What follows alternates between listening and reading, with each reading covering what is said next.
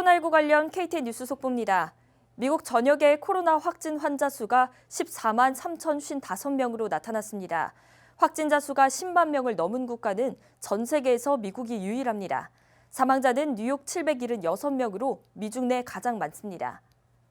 트럼프 대통령이 사회적 거리 두기 가이드라인을 4월 말까지 연장한다고 발표했습니다.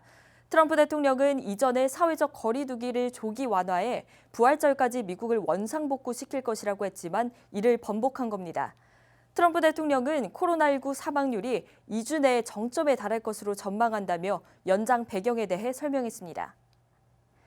캘리포니아주 LA 카운티에서 코로나19로 사망한 10대가 한인인 것으로 밝혀졌습니다.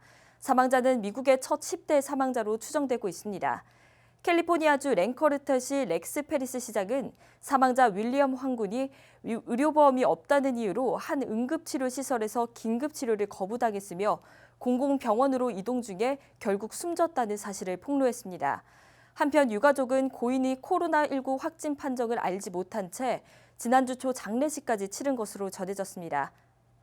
조지아주 소식입니다. 29일 저녁 7시 기준 조지아주 내 코로나19 확진자는 2,683명, 사망자는 83명으로 통계됐습니다. 치사율은 3.09%입니다. 또한 현재 지역병원에서 코로나19 바이러스 관련으로 입원된 환자는 678명입니다. 트럼프 대통령이 조지아주 전체에 대규모 재난 사태를 선포했습니다. 이 선포로 인해 조지아주 정부는 연방정부의 재난 지원을 받을 수 있게 되며 해당 사태에 더 신속하게 반응할 수 있습니다. 조지아주는 3월 14일에 주자체 공중보건 비상사태를 선포한 바 있습니다.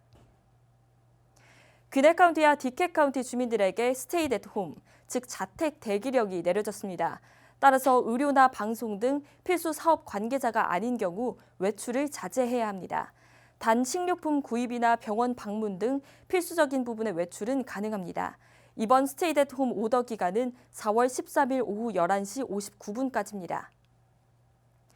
조지아주 정부는 공원과 호숫가 등에서 공무원들이 순찰을 시작할 것이라고 발표했습니다. 공무원들은 해당 장소에서 사회적 거리 두기 지침을 따르지 않는 인원들을 제지할 예정입니다. 공무원들은 확성기 등의 장비를 지참하고 순찰할 예정이라고 알려졌습니다. 제임스 라이스 법률그룹은 코로나19 여파로 경제적인 어려움을 겪고 있는 한인들을 위해 1만 달러를 한인 사회에 지원합니다. 법률그룹 측은 개인당 $500씩 20명에게 지원할 방침이며 매일 1명씩 선정해 지급할 예정입니다. 지원을 원하는 한인들은 문자 678-481-1246 혹은 이메일 kche@lifeterm.com을 통해 긴급 구제 요청을 내용을 간단히 보내달라고 덧붙였습니다.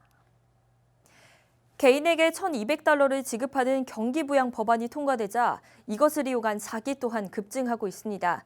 사기꾼들은 개인정보를 제공하면 해당 현금을 즉시 지원받을 수 있다고 말하는 수법을 사용하고 있습니다.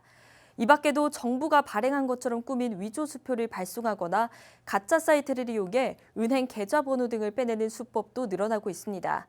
정부 관계자들은 현금을 빨리 받을 수 있다며 현혹하는 사람에게 돈을 지불해선 안 된다고 당부했습니다.